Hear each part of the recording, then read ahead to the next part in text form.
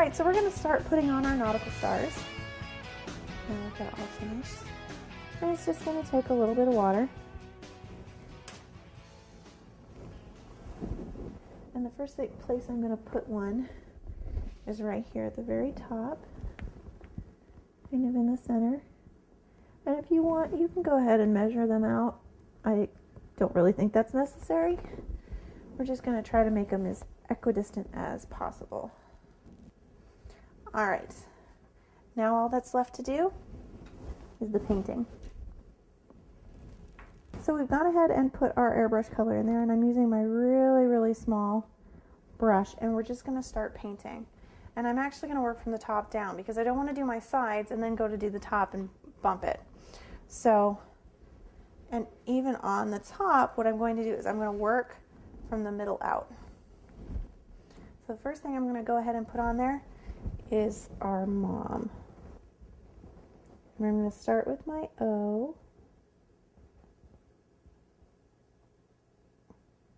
You can, of course, use cutouts, or of course you can use edible markers.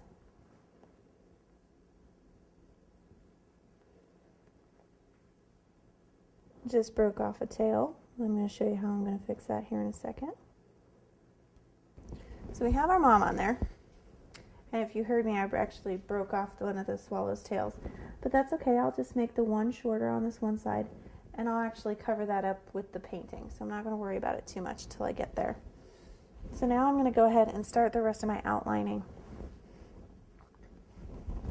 So I'm going to use my pattern as a guide.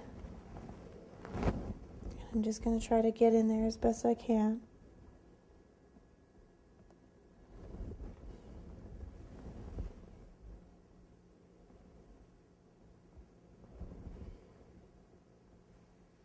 What you're just trying to do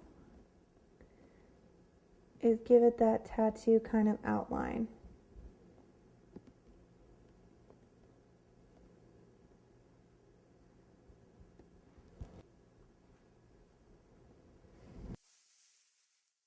When you get to those three-dimensional pieces, use that dimensionality to your advantage and just go ahead and paint right along those little edges.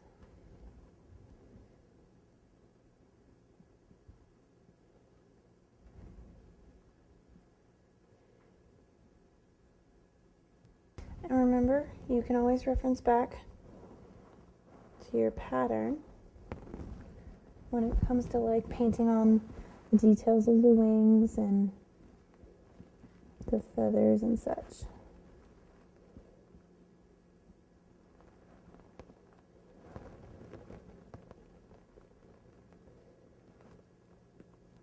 So all I'm going to do is I'm just going to kind of find the center of the puffiest part of my rose, and I'm just going to start kind of painting a black line, painting on where those petals would be. And now we're just going to do kind of the same with the edges of our leaves.